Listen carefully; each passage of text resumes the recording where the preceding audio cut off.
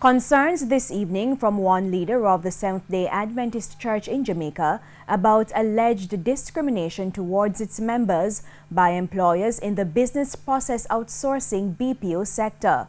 Communication, Public Affairs and Religious Liberty Director Elder Nigel Cook raised the issue on Saturday at the Kencott Seventh-day Adventist Church.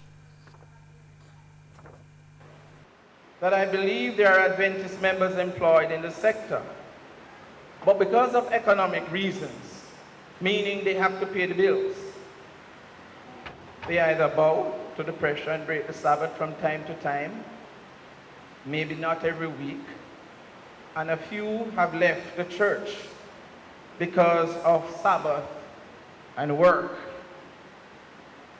I know of persons who said, look, can't bother with this Sabbath thing, I have to work.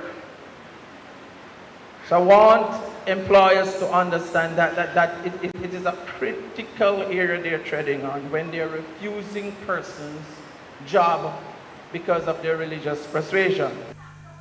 Elder Cook has therefore called on employers to be more flexible when hiring religious persons.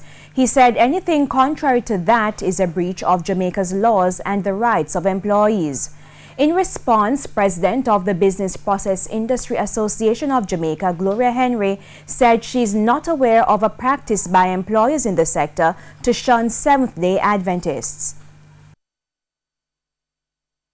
I have never received any complaints, neither formal nor informal, from the Seventh-day Adventists, and I think they should come through with the facts if there is any such situation. I'm not aware of that. One thing I know is that the sector promotes diversity, and once person indicates at the hiring stage that they are Seventh-day Adventists and they're willing to work on a Sunday, once they do their 40 hours, then that is acceptable.